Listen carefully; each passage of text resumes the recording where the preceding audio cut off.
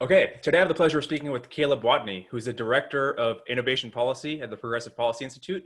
And he's recently written a piece of The Atlantic arguing that America's innovation engine is slowing. So before we get into the weeds, Caleb, do you want to describe the main reasons why you think America's innovation engine is slowing? Sure.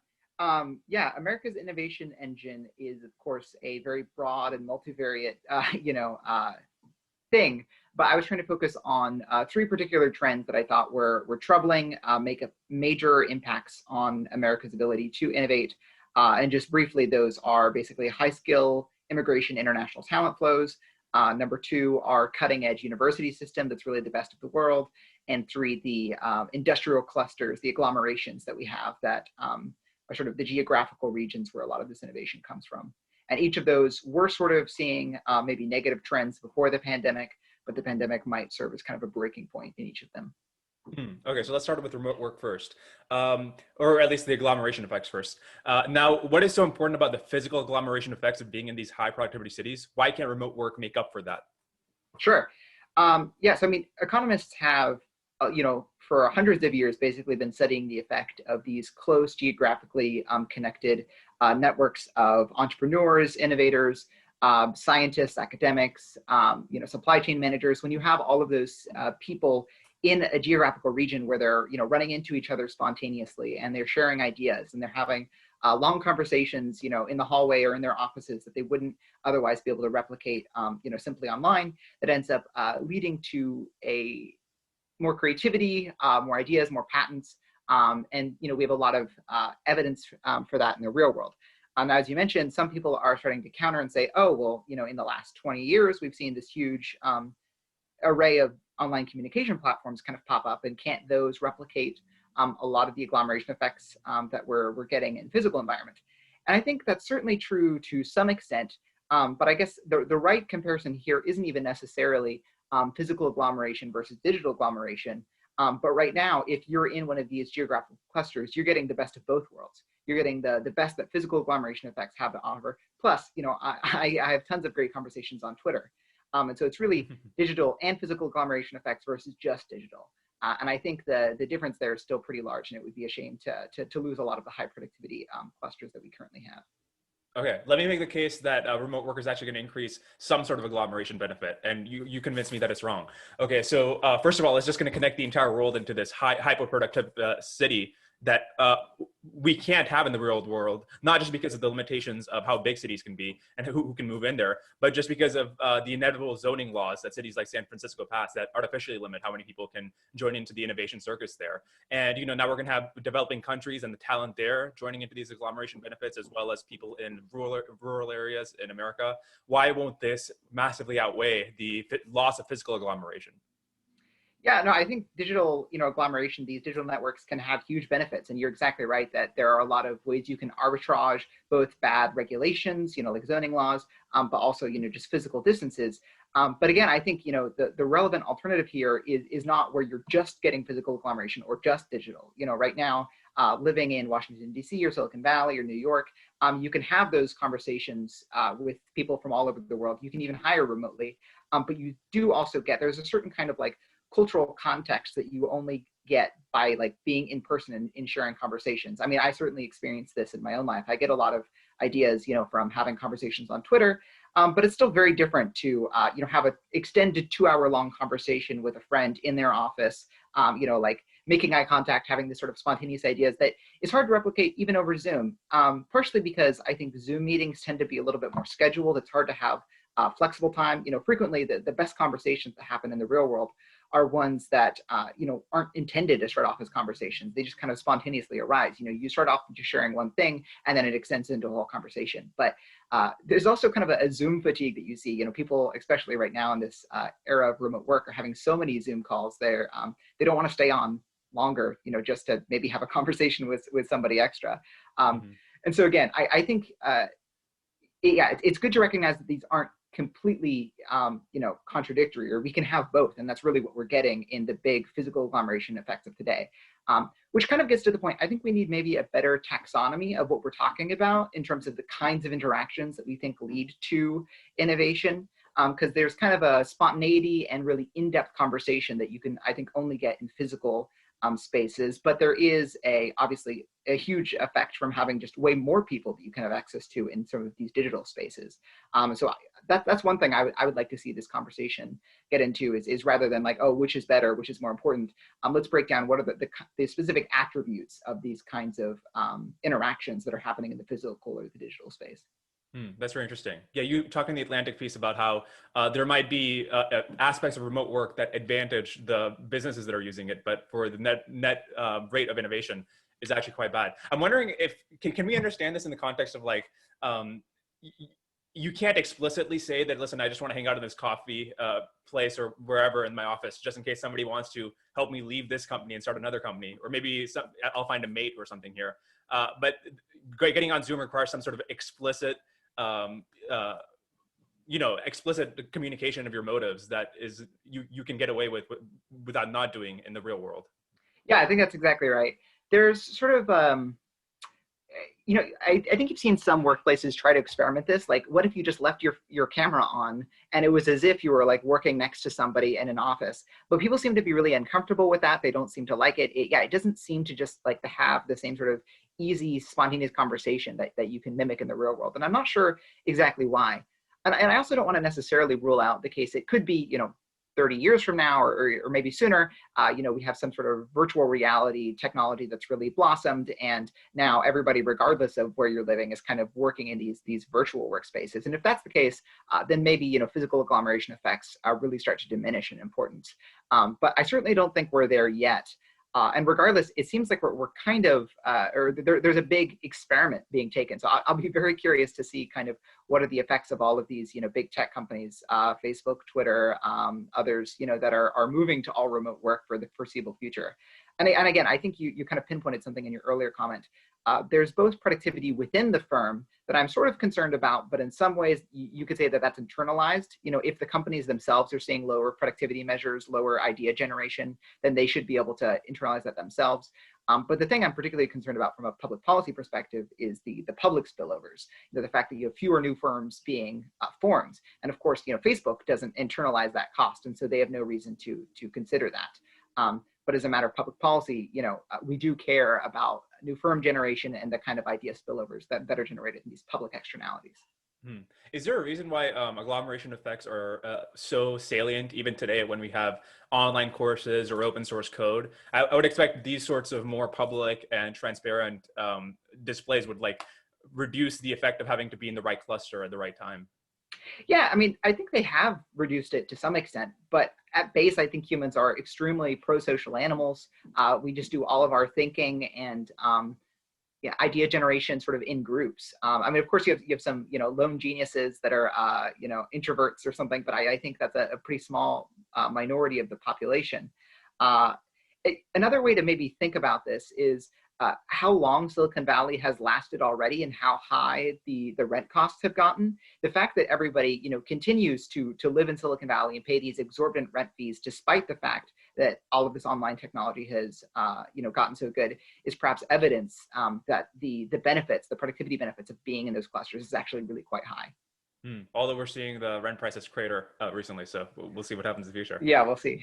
So let's talk about the big picture before we get into these different points about why it even matters if America's innovation engine slows and somebody else takes over. So why can't I make the case that, listen, whatever country in the future is the innovation hub will be the one that is, free, prosperous, has adopted the policies you're advocating. Otherwise, they wouldn't be the innovation hub. So why does it matter if somebody else takes the mantle of the innovation hub? Great question.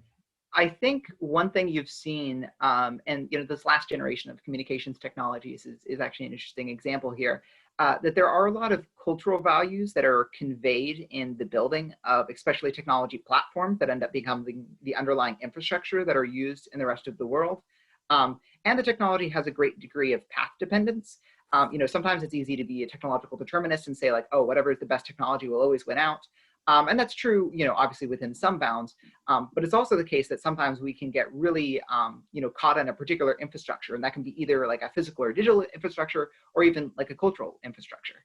And so if you look at a lot of the social media platforms, the biggest ones internationally are primarily American firms, and they've built into those platforms certain kinds of cultural mores around say, free speech, or the separation between the private and the government sector, about intellectual property law, about a huge number of different sort of choices that you end up baking into your platforms.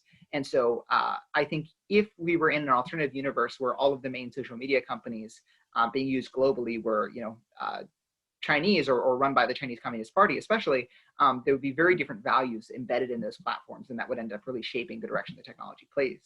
And so, especially as we're starting to look into the future of technologies that might even be more monumental, like artificial intelligence, I think it is worth thinking very carefully about where the leading firms are geographically and what kind of cultural attitudes or social infrastructures you end up building in.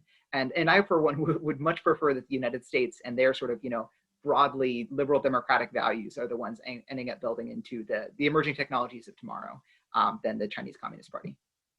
Okay, but then what about the claim that that's kind of turned into a truism at this point, which is that liberal democratic countries are just necessarily going to have higher rates of innovation. So as long as the Chinese Communist Party stays authoritarian, they're not going to be the next innovation hub for the things we care about. I hope that's true, but we certainly can't have, complete confidence in that. I think if you were comparing a lot of predictions of, liberal democratic economists from, 20 years ago about what China's expected development path is, they've certainly, outplayed, I think, the vast majority of predictions. And some of that might be catch-up growth, but they've had much higher rates of catch-up growth than, almost any other country. They've been much bigger, and they've maybe had other issues that they've been able to overcome, kind of surprisingly. The other thing is I wouldn't underestimate our ability to kind of shoot ourselves in the foot. So I would say that absent actively bad policy, the sort of free liberal democratic model should work or should outcompete, I think, especially because the nature of innovation kind of relies on free thinking and iterative thought that's different from the consensus that tends to, I think, work better with these sorts of cultural values. But that doesn't, that only works so long as, say, policy is equally conducive in both kind of cultural environments. And I would say that right now the United States is certainly not playing into its role as, the global R&D hub of the world. And we're shooting ourselves in the foot in many ways that end up undermining our own ability to play that role. But there's been questions raised about the effectiveness of Chinese R&D. Patrick Collison has a question up on his website about why aren't the leading, given how much China spends on R&D, why aren't there any influential papers in the fields he cares about that come from China? So is there something about the way they're doing science there that's not that productive?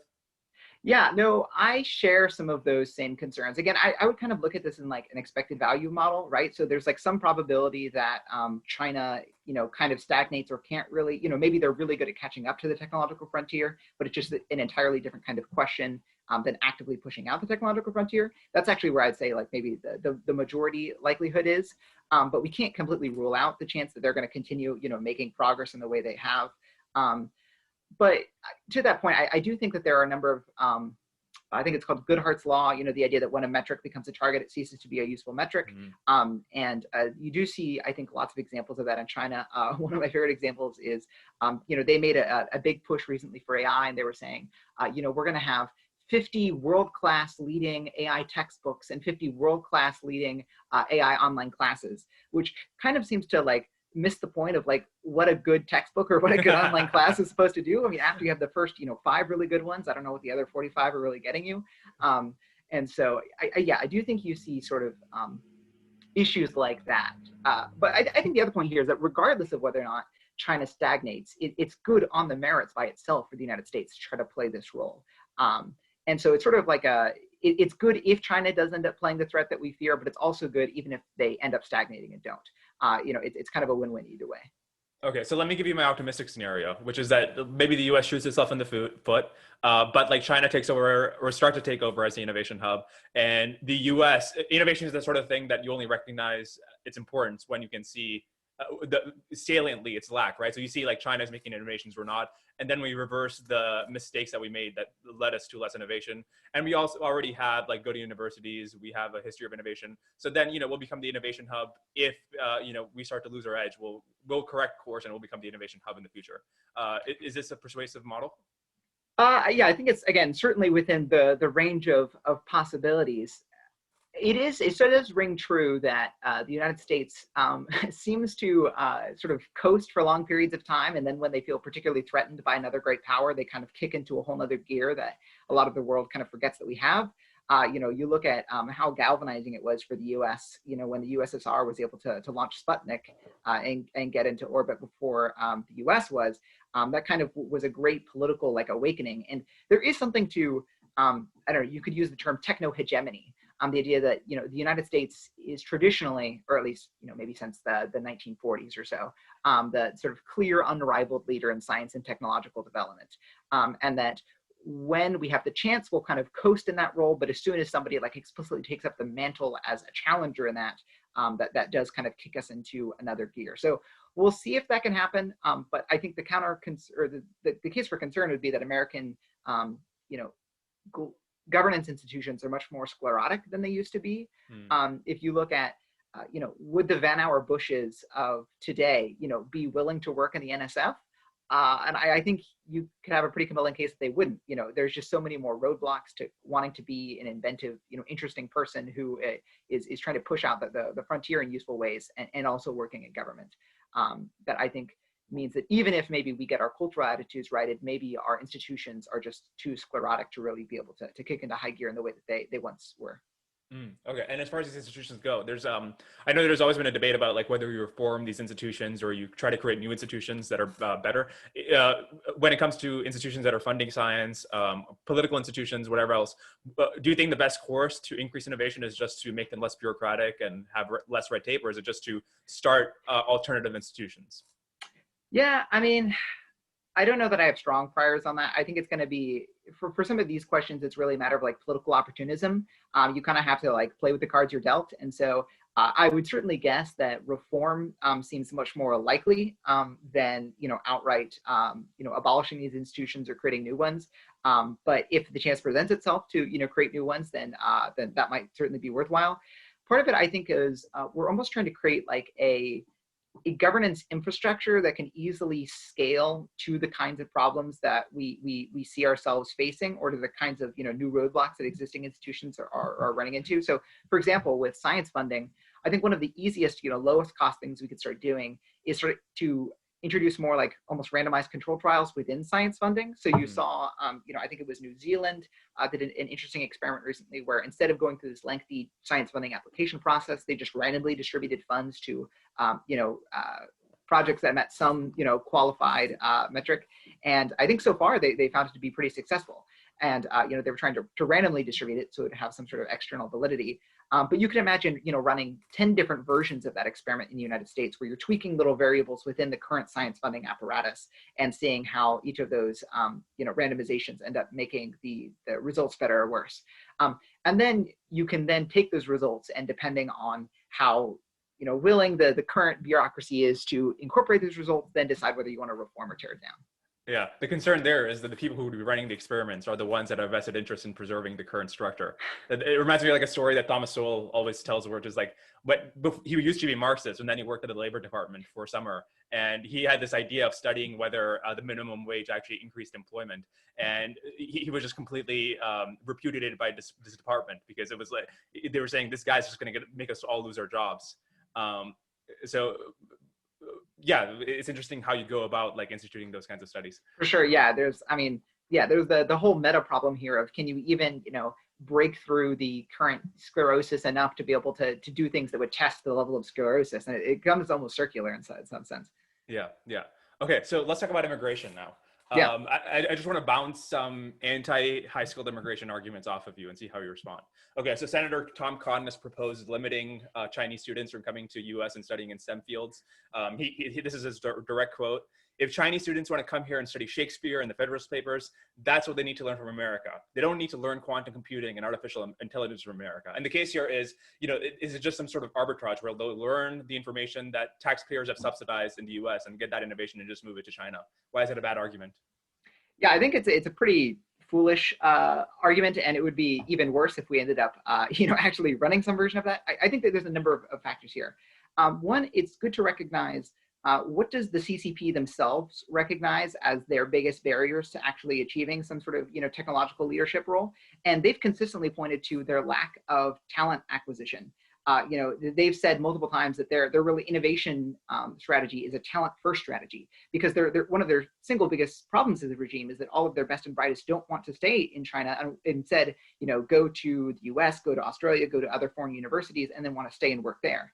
So if you look at something, say, AI PhD students from China that study in the United States, when given the opportunity, 90+% of them end up staying in the United States. And that's a really big problem for China if you're then trying to develop the cutting edge AI companies of the future. So they've been pretty explicit in the fact that talent retention is their biggest issue. They're undertaking a bunch of programs to try to fix that. They have the 1,000 Talents program and the 1,000 Foreign Talents program that are both aimed at trying to recruit both Chinese nationals that are brought back home and even just generally talented scientists from abroad and recruit them back home. And so in some sense, if we took extremely broad measures to just, shut down all Chinese students from coming here to learn STEM, we'd be really doing them a huge favor, because that's exactly what they're in a sense hoping for. Great, now we can keep all of these, smart Chinese STEM students here in China rather than in the United States. So I think it would sort of play into the CCP's hands there. Two, I don't want to downplay and say that, Chinese industrial espionage isn't a problem, because there are certainly many examples of it. One problem is we don't have a good sense of how big or small the problem actually is. You hear tons of anecdotes or tangential stories, but it's hard to know systematically, kind of by the nature of espionage, how widespread this is. And so I would certainly be supportive of more narrowly targeted ways of trying to say, do more background checks before Chinese nationals are working on sensitive government projects or receiving, government funds or for research or whatnot. I think there's a number of, more carefully targeted, or we can run counter-espionage networks. Or additionally, sometimes it's the uncertainty about Chinese students' ability to stay in the United States that ends up giving the CCP leverage. And so if you give them a clear path to, say, permanent worker status in the United States upon completion of their degree, I think that reduces a lot of the leverage that the CCP has. So broad story, I would say, we could certainly take many more targeted actions than we should to reduce, the threat of espionage, but to take overly broad actions that end up, playing into the CCP's hands would actually be a mistake. Yeah, the fact that their top talent wants to come here and stay here is such a good card we have, and it's amazing that people just want to burn it down. Absolutely. Yeah. Okay, so here's another argument. Eric Weinstein argues that in the long term, in a free market, wages and demand equilibrate, so there's no such thing as labor market shortage. So that this entire business about having shortages in STEM fields is a conspiracy from the NSF to reduce wages for STEM fields graduates to help employers. Yeah, I think, again, that's pretty silly. I think it really misses the positive sum nature of especially, fields in technology. The fact is we don't have some set number of, top end machine learning jobs that are just waiting to be filled by American nationals. And if you keep, foreign nationals out, then that means more jobs and higher wages for Americans. That may be true in individual cases, but I think in a dynamic equilibrium, it's totally not true. You see that, foreign immigrants that come here have much higher rates of patenting, and that they actually, they're sort of, again, going back to the agglomeration effects, they make their American counterparts more productive, and they patent at higher rates when they've had exposure to these international entrepreneurs. They also start businesses at higher rates, which again, if you're explicitly starting a business, that's kind of by definition net positive in terms of the number of jobs. So I think, he's completely missing the positive sum element of this. And I think in some ways, there's sort of a word game about, is there a STEM shortage or not? That I think is, again, not particularly relevant, because it is true that to make progress on the cutting edge of emerging technologies, you just need more really smart people working in a conducive environment. And the more really smart people you have working in a conducive environment, the faster your progress will go. And so again, I would prefer the United States to have that progress inside. I want all of the best and brightest world talent to be coalesced in the United States. And I'd say, as one additional point, there's also some interesting, there's a long line of academic research, I think, backing up. There's a very strong case for high skill immigration. But there's a new paper recently that came out in NBR that specifically showed when you cut down programs like the H-1B program, it actually increases offshoring. because when companies don't have the option of bringing their talented people that they would like to hire here in the United States, it's sometimes easier to just move your headquarters somewhere else where you can hire them. So I think that's a whole nother dynamic that he's not considering. Oh, that's a very interesting piece of evidence. And it's probably going to be exasperated by remote work. So it's going to be much easier to just offshore Exactly. labor.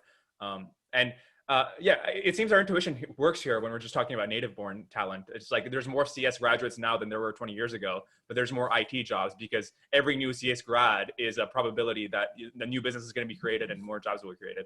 For sure. Now, go ahead.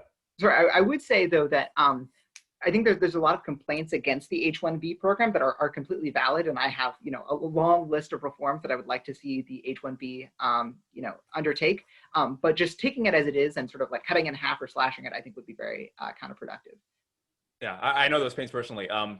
My dad is a doctor, and so when I was 8, we moved to the U.S. and I'm 20 now, but we're still waiting in the queue to get because there's per country caps to get green cards. So we'll start getting get green cards. And I'll probably get kicked off unless Congress passes a bill to let kids stay on. I'll probably get kicked off and I'll have to start the process again to get my own H-1B off my CS degree. And at that point, it might be easier to like leave the country and go to another where there's more lax immigration laws. Yeah, that's such a mess. Okay, so how would you go about reforming the H-1B visa? Yeah, so I would say I have a number of specific reforms for the H-1B, but then almost as a meta thing, I think in some sense the H-1B is like an overrated visa program, and I would like us to almost move our focus more broadly, but I'll start with the specific reforms to H-1B. So there's a couple of problems here you could try to address. One is the fact that the current lottery system that's used it adds a lot of unnecessary uncertainty and also doesn't prioritize the most highly skilled candidates that we care about. Because it's just a lottery, if you've met certain qualifications, it gives kind of equal weight to the top-end machine learning engineer who has a salary offer of $400,000 from some top firm, with the IT specialist that is still important but would be making $60,000 or $70,000. And I just think if this is a high skill immigration program, we should be giving priority to those that have like the higher salary offers. And so some suggestions have said, oh, maybe we should do a salary ranking where basically like the higher up you have as a salary offer, then the higher priority you should have in the queue. I would be open to something like that, but I would also want to modify it to include equity, because there's a lot of times small startups can't compete on just a salary wage, but they can offer pretty lucrative equity packages. And so I think so long as you have some sort of equity adjusted salary ranking, I think that would be one easy way of making the H-1B much better targeted. Another issue with the H-1B is that it's tied categorically to like a very specific employer, and then it's kind of hard to transfer. And this is, leads to some of the complaints people have that, oh, well, maybe you can be underpaying workers because they really have no other option. But again, that's not like a problem with the workers or them being in the United States and bringing their talents here. It's a problem with the structure of the visa that doesn't let them switch.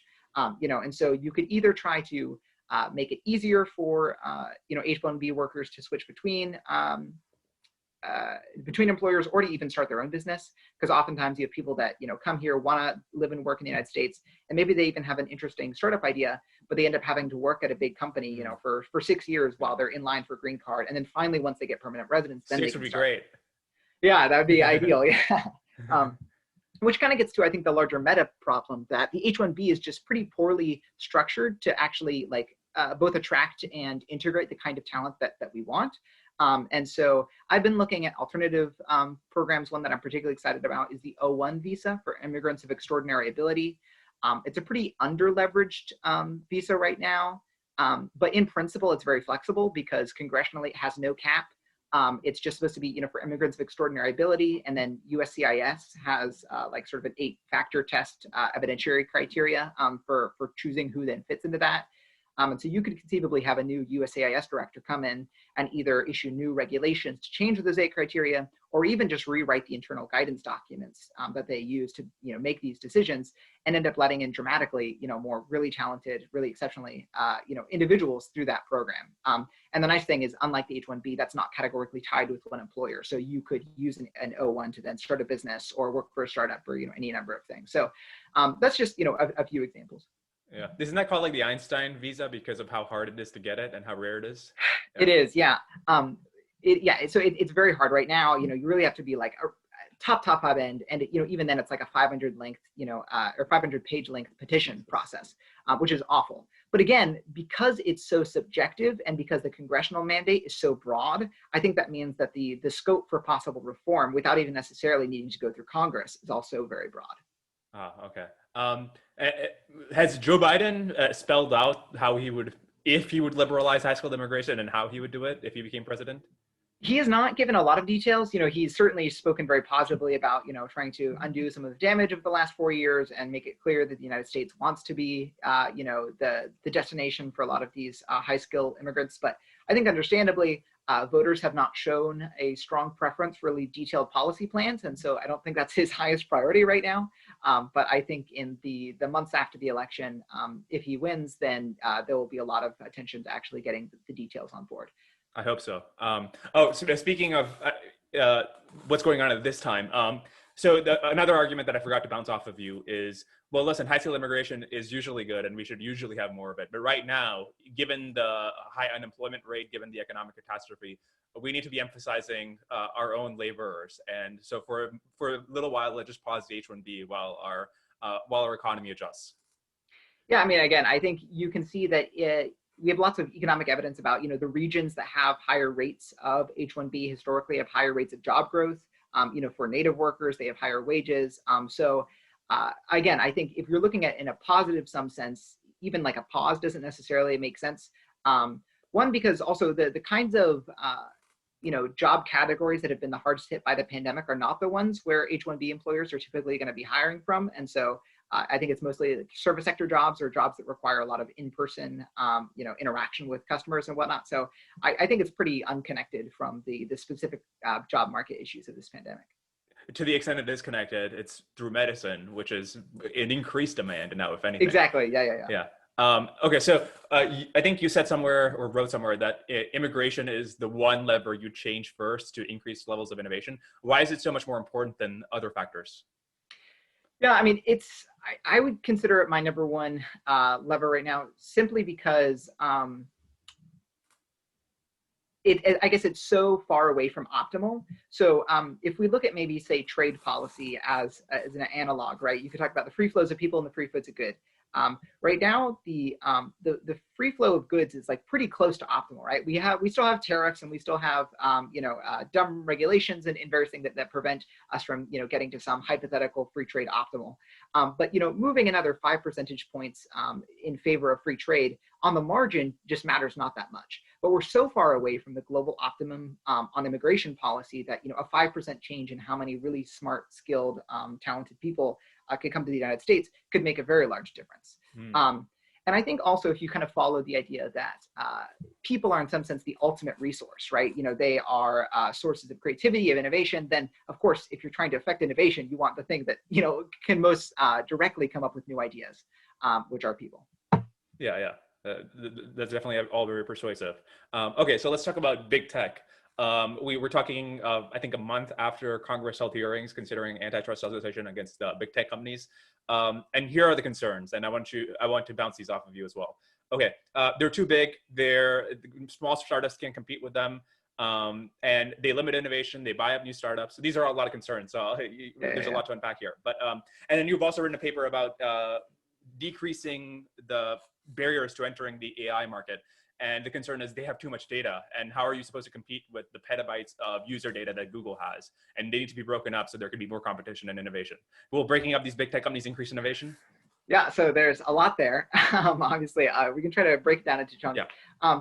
I think in broad strokes, I would say that, again, if we're looking at this in like expected value terms, there is some probability that if you broke up these big tech companies, maybe you get lots of innovation.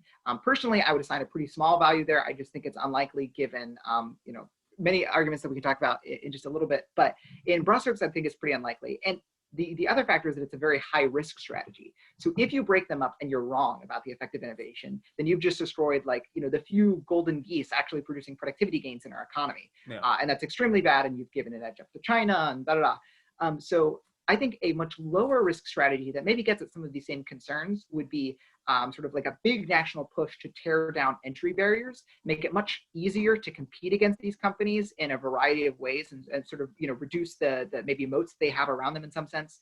increase, the gale of creative destruction, to use a Schumpeterian term. And then if they can survive that, a level of increased competition, then that further increases the evidence we have that maybe they are efficient, they are competitive. And if they end up, falling because now some new startup has outcompeted them, then congrats, you've gotten the outcome that you wanted. So I think as a meta strategy, I would prefer to, at least at first, try the strategy of really, increasing the level of competition they're faced with, not by artificially tearing them down, but by making it much easier to compete with them. And so that's sort of the broad strategy I was trying to lay out in that AI paper. One thing, kind of briefly connecting this to the immigration discussion, is the fact that I think a lot of these big tech companies have a huge advantage in the immigration market, because they actually have, large HR departments that are capable of braving the immigration bureaucracy. If you look at the career preferences of a lot of these, top-end talented immigrants, a lot of them say they would prefer to work at startups or start their own company at a much higher rate than American native-born workers in these same, graduate programs. But then in actuality, the immigrants are way more likely to work at the big firms because that's the only place that they can actually end up getting, an immigration visa. And so if you could find ways to make it, just as easy for startups to have access to this, high skilled talent, I think you would sort of unlock a whole pool of entrepreneurial talent that right now is currently stuck at big tech firms. So that's just one example of a policy lever I think you could pull that wouldn't be artificially tearing down, these big tech companies, but would be making it easier to compete against them. And I think you could try to do similar things for, data. I think on the data side, we sometimes get confused if we think of data as this like homogenous thing, that like, oh, just the more data you have, always the better it is. Data is not context dependent. It's just, reams and reams of data, and the more you have, the better it is. In reality, data is very context dependent. It almost has no value outside of, almost the original circumstances that created it. And trying to almost utilize data is itself, it requires like a massive infrastructure, internal operation to be able to utilize the data. If someone gave you all of the data from Amazon Web Services or from, Google search results, it's like pretty unclear how you could use that, even if you're trying to build, a competition or competitor. And even then, even if you have this one-time static flow of data, that totally misses the dynamic flow of data that actually matters, because it's what happens when you make a change in your platform, and then you can see where the results are. And so I think, yeah, there might be like one-off isolated cases where I'd be in favor of like interoperability, but I think we want to be pretty careful about that, because also trying to make data useful in the first place is a very expensive operation. It requires building a massive internal infrastructure where you have, data engineers that can collect the data in the first place, or think carefully about what kind of data you're trying to collect, how can you process it, actually turn it into useful insights, and then how can you apply it. And so you actually need lots of talent, again, at each step of that phase to be able to turn raw data into something useful. Which is, I think, actually in some sense where the barrier is. And I think there might also be some interesting things you could do with government sector data. The government has lots of data about the business sector and geographical regions, and there's been plenty of examples of times in which the government has made information that they only have and then made it public, and then that's ended up leading to pretty large gains. Probably one of the best examples is a lot of geolocation data from GPS satellites, and how that's created an entire industry. So I would be interested in also looking at maybe various open source data sets, or data sets you could make open source.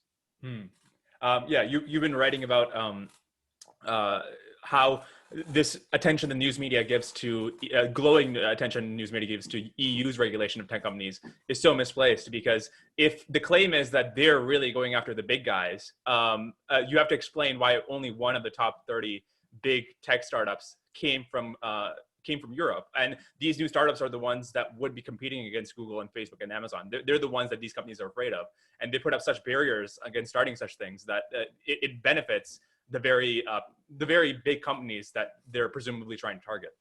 That's exactly right. If you look at something like the GDPR, which Europe was touting, and still you see tons of conversations in the United States about, oh well, really we should just adopt the EU approach and have our own version of GDPR.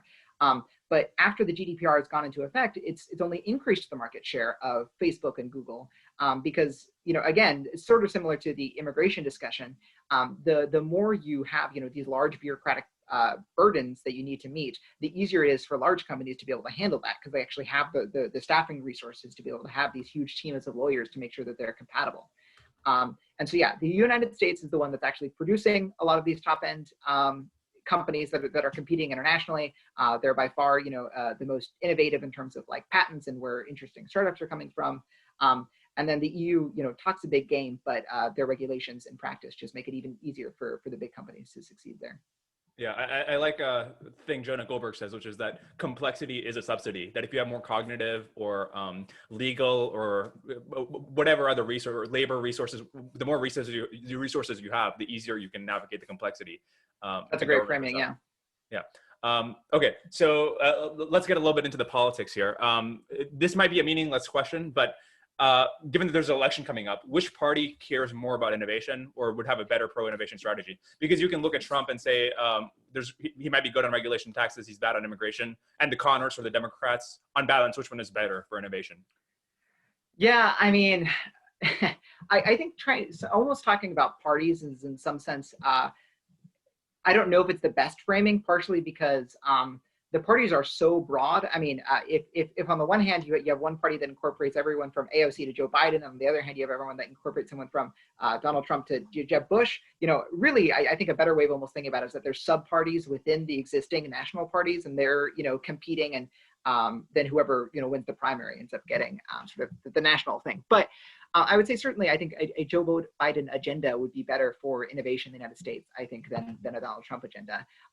Especially when you consider what I would see as like the biggest drivers of innovation right now that we're missing, which are things like high-skill immigration reform, I think federal R&D reform, a lot more housing in these big, agglomerations and these industrial clusters. Those would probably be my top three. And on each of those, I think, Joe Biden has expressed more interest in those than Donald Trump has.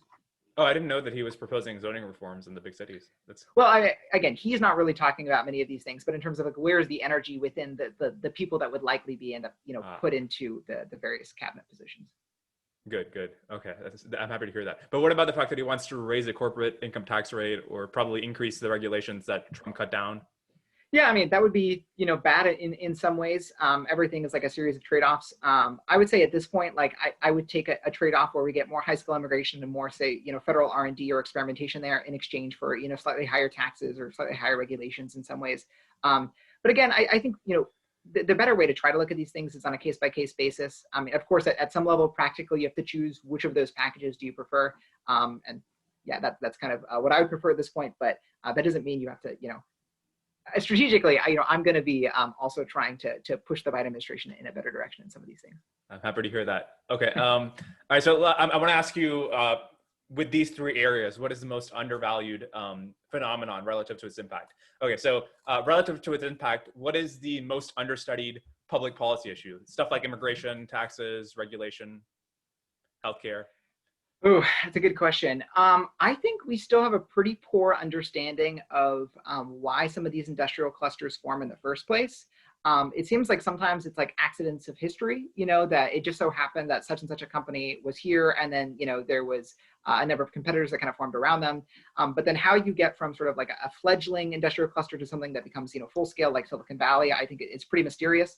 And certainly we've had lots of artificial experiments to try to, seed new industrial clusters in other places that have failed pretty miserably. But sometimes they work. So I think a much better understanding of how and why these agglomerations form is one of the things that I would love to see. Mm-hmm. I think also the structure of federal R&D support is pretty understudied. It seems like both as like a percentage of GDP, we've seen, basic R&D support from the federal government just keeps on declining as a percentage of GDP. But then also we're just not seeing like a lot of experimentation in the structure of these grants. And so I'd love to see almost like a science of science, like how do we know that actually these structures we're using are the best versions of them? Because I think we're probably pretty far away from the optimal. But given the huge public spillovers of really well-structured, well-targeted public subsidies for R&D, it matters a lot. So I would love to see a lot more attention on that too. Okay, so I have it like a sort of like naive. I know the first few arguments against more government spending in R&D, and I want you to just see what you respond with here. So yeah. Matt Ridley's new book on innovation talked about this. The problem with government spending more on innovation is that they don't know where the next big areas of innovation are. And so they might be misspending their money, and worse yet, they might be crowding out the priorities of the actual businesses that have a hands-on practical understanding of what the interesting problem areas are. And so the researchers are working on the problems the government wants them to work on instead of the problems that businesses would have a better understanding of. Yeah, I mean, a lot of these arguments could be true, like in the abstract, but not necessarily true on current margins. And I think that's probably an example. So if you look at something like the R&D tax credit, which is probably like the biggest in terms of spending that the federal government does, the nice thing about that is that it's not directed towards a particular thing. It's basically saying, hey, companies, you invest in the R&D that you think is most valuable, and it will reduce the amount of taxes you need to pay on that, basically. And you've seen that a lot of the biggest tech companies today are by far the biggest R&D spenders. If you look at like the top 5, it's like Amazon, Google, Apple, Qualcomm. In some order, I can't remember exactly, but it certainly it seems to be successful in prompting our big tech companies to be able to spend on R&D, which is good. I think the other thing is we maybe need a better structure or a better theory of what are the kinds of science that we want the federal government to be investing in. So from my perspective, I think private companies will invest in R&D so long as it is sufficiently predictable in sort of what kind of outcomes you're going to get, sufficiently timely in terms of like, is it going to be on a profitable timeline in the next 5 to 10 years, and I guess sufficiently cost effective. Has to be like profitable in some sense. But there's a lot of ways in which valuable questions don't fall into one of those 3 categories, and in which previous scientific advancements have not met one of those criteria. I mean, especially in terms of the predictiveness, we're constantly getting scientific advancements in fields completely unconnected from what we think we're going to be studying, partially because, scientific advancement, especially breakthroughs, kind of in some sense has to be unpredictable. Otherwise it would have already been, discovered. That means that there's not really an incentive for, Google's driverless car division to be pouring a lot of money into something that, might suddenly have an advancement for molecular biology, because why would they do that? So the more unpredictable in terms of how is this going to pay off, the less likely companies are to do it. And so I think when you start focusing on what are the kinds of scientific questions that fall into those 3 buckets, the less relevant the crowd out question is. Because again, if private companies are not going to be spending on these areas anyways, because it's sufficiently untimely, sufficiently unconnected, and not sufficiently profitable, then yeah, you have way less concern about crowd out. Yeah, and there's also the question of there's a lot of science that's inexcludable and inexhaustible, and maybe it's not worth it for companies individually to invest in that R&D, but for the economy as a whole, the tech is more than worth it. For sure. Yeah. Okay, so the next question is, what is, relative to its impact, what is the most undervalued future technology? This is like stuff like crypto or AGI, biotech, VR. Yeah, I mean, that's a hard question. I mean, I would say, sort of it depends on if AGI does end up being feasible, then probably it's AGI, just, given how wide ranging its effects would be across the economy. But of course, that's in some sense begging the question. We don't know if AGI is going to be, completely possible to create. There might be, difficulties that we're not running into yet that we don't know about. So I think one thing I would like to see a lot more emphasis and research on is sort of big climate megaprojects that I think are being very underhyped. We're getting to a point where to really avoid some of the worse outcomes of climate change, we're going to start needing pretty dramatic action now. But I think any sort of political approach that basically just asks consumers to take massive welfare hits themselves is going to be completely untenable. It's not going to get anywhere. But there's lots of big environmental mega projects that we could do. Eli Dorado has been paying a lot of attention to this. He's talked about olivine is this kind of mineral that I think you can put on a lot of beaches that ends up absorbing a lot more carbon than traditional sand does, but it has a very similar texture. The main difference from sand is that it's green, so it kind of even looks cooler. Or you could do something like Yellowstone produces just an absolutely massive amount of geothermal energy, partially because there's a massive supervolcano underneath it. And so you could tap Yellowstone for geothermal energy, supply a very high percentage of the US national energy needs just via that. And you would also be reducing the risk of that supervolcano erupting. So it seems like a win-win. Yeah, those are, I think, just a few examples. But I think as an area, it's really underleveraged. Oh yeah, it's super fascinating. I actually had no idea about the specific things you talked about. And also, if you think climate change is a serious threat to human civilization, it makes perfect sense to take a few risks, just see what happens if you throw some stuff in the oceans, if it's going to, save For human sure. Yeah, yeah, civilization yeah. as we know it. Yeah. Um, okay, so relative to its impact, what is the most undervalued social or geopolitical threat? This is stuff like falling fertility rates, the rise of Asia, stuff like that. Yeah, I mean, I think earlier I would have said maybe falling fertility rates, just because it's only really in the last couple of years, especially in the US, that I feel like that's become like a major political phenomenon. But you are starting to see a couple of books now that are starting to discuss that more explicitly. Ross Douthat's Decadent Society makes that a big central focus. Matt Iglesias' upcoming 1 Billion Americans talks about that. So I'm glad to see that start becoming a major focus. But it does seem like demographics are just so connected with a wide range of outcomes. Culturally, I think it makes like a society more conservative and less risk-taking. When you have an older demographic, Megan McArdle had an interesting example, I think, a couple of years ago when she was writing about this, where she talks about, think about an average town that has, median age of 27 versus a town that has like an average age of 57. And just, when you're that much older, like, yeah, you are more experienced and maybe you have more, human capital or technical skills, but partially because you have less time, and you're more embedded in like a family, you're less willing to work the 18-hour days and to leave your job to go create the new startup.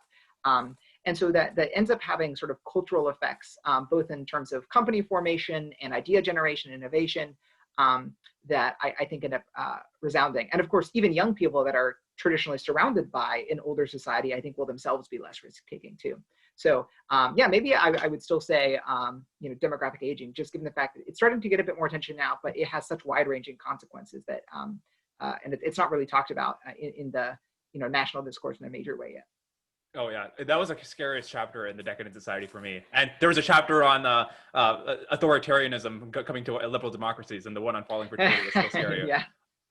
Okay, so by the way, does that mean that you expect sub-Saharan Africa and parts of Asia to be a much bigger deal, given that they have rising populations?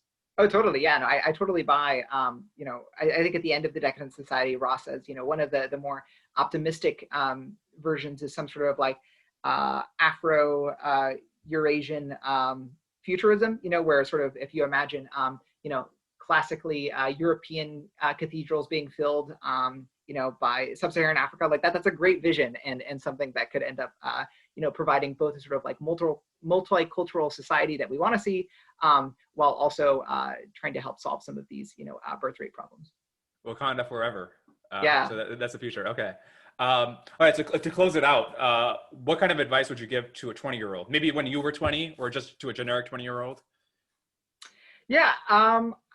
I think I would say think hard about like the kinds of questions that you think matter for society, and where you might be most effective. So one of the things that I was trying to think about in my own career is, I think problems that like the profit motive can kind of be brought to bear on, I just have a higher certainty in my own head that those will eventually get solved. Like if there's money out there, someone's going to solve it.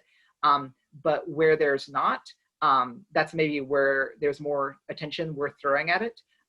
Because in some sense it runs like counter to self-interest. And so I think something like policy analysis, like the reason I'm in there is because it does kind of seem like the missing element in like the American growth engine. If you think about like an O-ring theory of growth, where you need all of the components to really be working well for like the rocket ship to take off, it seems like bad policy is really the thing that's like strangling, the American growth engine. And so trying to fix that bad policy is not something that right now is going to be economically, profitable, but could end up having like a really big impact. And it just so happened that I think, my comparative advantage was in writing and communicating and whatnot. So that's why I went into that. But yeah, if you think about, sort of, you could use a traditional, effective altruism framework. What's the highest impacts combined by, what are your efforts on the margin going to have the highest impact on? And I think that'll get you pretty close to what you should do. Yeah, I'm glad you're doing the work you're doing, because innovation is like the most salient fact about our civilization. If we just look at what makes our life better over time, it's clearly innovation. But our incapacity to see future innovation and how much better our lives could be, it just makes us undervalue it so much. I'm glad you're doing the work you're doing. Thanks. Yeah, no, I'm hoping to get other people excited about this too. So. Okay. Well, thank you so much for talking to me. This is a lot of fun. I learned a lot. Definitely, yeah, great conversation.